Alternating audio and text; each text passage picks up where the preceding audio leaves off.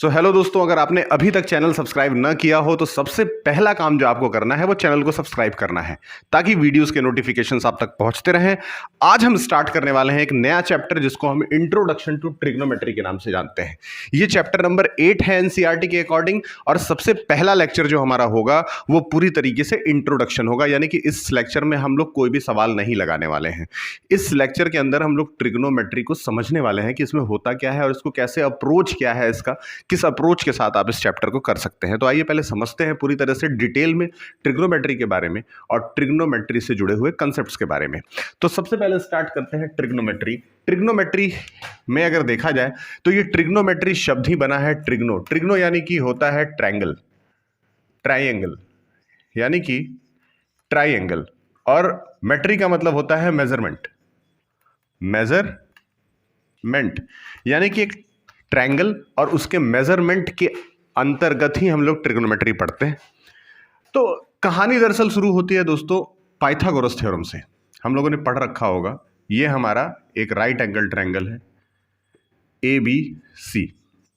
ये A B C के अंदर दोस्तों ये हम हाइपोटेनस मान लेते हैं, हाइपोटेनस मान लेते हैं।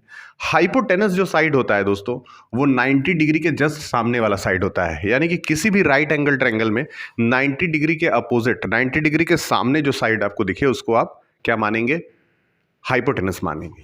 उसके बाद आपको एक साइड बेस ले लेना है और एक साइड आपको एल्टीट्यूड ले लेना है, एल्टीट्यूड ले लेना है। इस तरीके से एल्टीट्यूड और बेस और हाइपोटेनस से ये पूरा का पूरा ट्रायंगल तैयार होता है। दोस्तों पाइथागोरस ने काफ़ी ज़्यादा रिसर्च करा इसके ऊपर, और पाइथागोरस ने रिसर्च करके हमें बताया कि अगर आप हाइपोटेनस का स्क्वायर करते हैं, अगर आप हाइपोटेनस का स्क्वायर करते हैं तो वो बेस के स्क्वायर और प्लस परपेंडिकुलर के स्क्वायर के बराबर होता है। परपेंडिकुलर को एल्टीट्यूड भी कहते हैं, ये ध्यान में रखें। तो यहाँ से अगर मैं फॉर्मूला नोट करूँ तो आपका हो जाता है ए सी का square is equal to B C का स्क्वायर और प्लस ए बी का स्क्वायर। ये आपका हो जाता है ट्रिग्नोमेट्री का सबसे पहला बेसिक फार्मूला, जिसको हम लोग पाइथागोरस थ्योरम भी कहते हैं। और अगर यहाँ से अब हमें AC की वैल्यू कैलकुलेट करनी हो तो AC की वैल्यू कैलकुलेट करने के लिए अंडर रूट में हम BC का स्क्वायर प्लस AB का स्क्वायर रख सकते हैं। इस तरीके से हमारा AC निकल जाएगा। ठीक उसी तरीके से अगर इस क्वेश्चन में हमें BC की वैल्यू पूछ देती है तो BC इज इक्वल टू हम लोग रूट में रख देंगे AC का स्क्वायर माइनस AB का स्क्वायर। अगर हमें AB की वैल्यू पूछ देता है तो इसको अंडर रूट में हम लोग लिख देंगे AC का स्क्वायर माइनस BC का स्क्वायर। इस तरीके से ये हमारा पाइथागोरस थ्योरम का पूरा कंसेप्ट है। अब आगे बढ़ते हैं दोस्तों और जानते हैं कि ट्रिग्नोमेट्री आखिर आया कहाँ से और ट्रिग्नोमेट्री की हमें जरूरत पड़ी कैसे। तो इसको मैं इरेज करता हूं। जैसा कि मैंने बताया कि तीन साइड्स होते हैं, तीन साइड्स यानी कि एक बेस होता है, एक एल्टीट्यूड होता है और एक हाइपोटेनस होता है। इन तीनों के कॉम्बिनेशन से कुछ चीजें बनती हैं। जैसे आइए, इन तीनों के कॉम्बिनेशन से 6 अलग अलग तरह के कंसेप्ट्स तैयार होते हैं। जैसे सबसे पहले आता है आपका sine theta, cos theta, tan theta, cot theta, sorry cosec theta, sec theta और कॉट थीटा। ये हमारा 6 अलग अलग तरह की रेशियोज तैयार होते हैं। इसको याद करने के लिए हम लोग बहुत सारे ट्रिक्स का इस्तेमाल करते हैं। आपने बहुत सारी मूवीज़ में देखा होगा, आपने बहुत सारे क्लासेस में देखा होगा। आइए हम उसी तरह का एक ट्रिक इस्तेमाल करते हैं। पंडित बद्री प्रसाद हर हर बोले। पंडित बद्री प्रसाद हर हर बोले, इस कंसेप्ट की हेल्प से हम लोग पूरे के पूरे ट्रिग्नोमेट्री को हल कर सकते हैं, यानी कि सॉल्व कर सकते हैं। वैसे अगर हम यहाँ से साइन का फॉर्मूला बनाते हैं, साइन का, तो sine theta is equal to ऊपर दिख रहा है P और नीचे दिख रहा है H, यानी कि P अपॉन H। उसी तरह से कॉस थीटा का फॉर्मूला बनाते हैं तो कॉस ऊपर दिख रहा है B और नीचे दिख रहा है H। अगर हम टेन थीटा का फॉर्मूला बनाते हैं तो ऊपर दिख रहा है P और नीचे दिख रहा है B।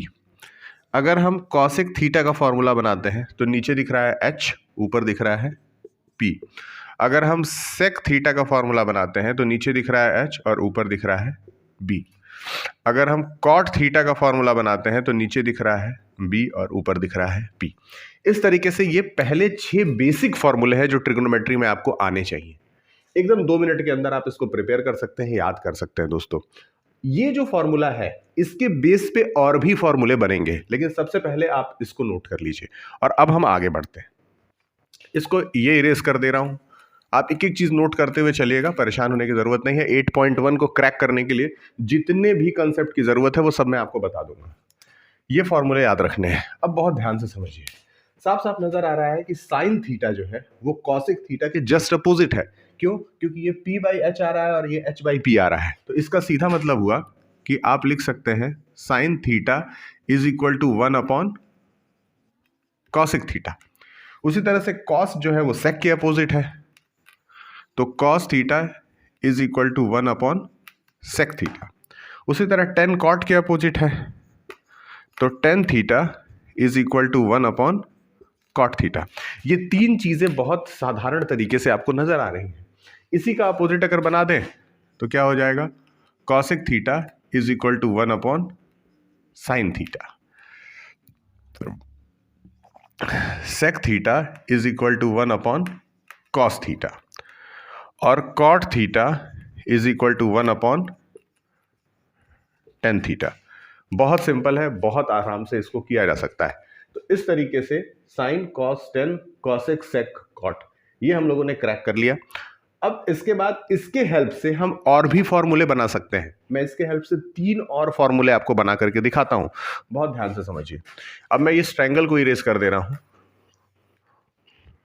और देखिए, अगर मैं कॉसेक को ऊपर ले जाके साइन से मल्टीप्लाई कर दूं तो sine theta into cosec theta is equal to 1 होता है।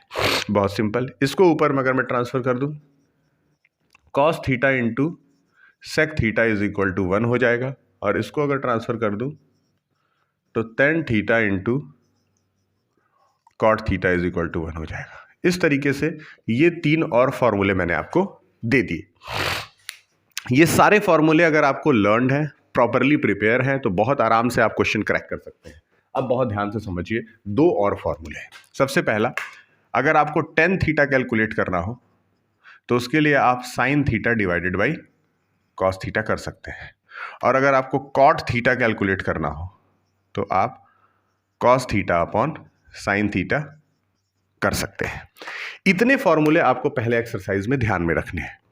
इसके बाद जो सबसे इंपॉर्टेंट और आखिरी कंसेप्ट है वो क्या है, उसको मैं यहां आपको समझाता हूं, बहुत ध्यान से समझिएगा। सपोज कि आपके सामने एक राइट एंगल ट्रायंगल है, ध्यान से समझिए। ये है आपका right angle triangle. Right angle triangle में ये ए, ये बी, ये सी। अगर एंगल सी को थीटा मान लेते हैं, अगर एंगल सी हमारा थीटा है तो उस कंडीशन में क्या होगा? आपसे अगर पूछता है साइन थीटा की वैल्यू, तो साइन थीटा होता है p बाई एच, ये हम लोगों को पता है। थीटा के जस्ट सामने ही परपेंडिकुलर वाला साइड होता है। याद रखिएगा, कहीं भी जो थीटा होगा उसके जस्ट सामने वाला साइड परपेंडिकुलर का साइड होगा। यानी कि इस ए बी जो है वो उसके लिए क्या है? परपेंडिकुलर है। तो sine theta is equal to, इसके लिए परपेंडिकुलर क्या है? A B. और हाइपोटेनस क्या है? ए सी। लेकिन अगर कॉस थीटा पूछता है, cos theta is equal to B by H, तो ये थीटा है, मैंने बताया कि सामने वाला साइड तो परपेंडिकुलर हो गया, ये तो हाइपोटेनस होता है, ये तो बेस ये हो गया। यानी कि बेस क्या है? Cos theta is equal to, base क्या हो जाएगा? बी सी अपॉन हाइपोटेनस, यानी कि ए सी। उसी तरीके से अगर टेन थीटा पूछता है, टेन थीटा पूछता है, तो tan theta is equal to होता है पी अपॉन बी। पी क्या है दोस्तों? यहां के लिए पी क्या है?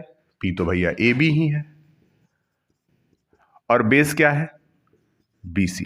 यानी कि थीटा के अकॉर्डिंगली, जहां थीटा रहेगा उसके अकॉर्डिंगली अगर हम यहां थीटा ले लेते दोस्तों, तो थीटा के सामने वाला साइड परपेंडिकुलर बन जाता। अगर थीटा यहां है तो ये परपेंडिकुलर है, और अगर ये थीटा है तो ये परपेंडिकुलर है। लेकिन हाइपोटेनस कभी भी चेंज नहीं होता है। तो ये बहुत इंपॉर्टेंट कंसेप्ट है, इस चीज़ को ध्यान रखना है। इतनी चीज़ों को आपको समझ के रखना है और आप आराम से 8.1 क्रैक कर सकते हैं। अगले वीडियो में 8.1 के क्वेश्चन नंबर 5 तक हम लोग क्रैक करेंगे। एक्सरसाइज को 2 पार्ट में सॉल्व करेंगे। तब तक के लिए इस वीडियो को सेव कर लीजिएगा और देखते रहिएगा और चैनल को जरूर सब्सक्राइब कर दीजिएगा।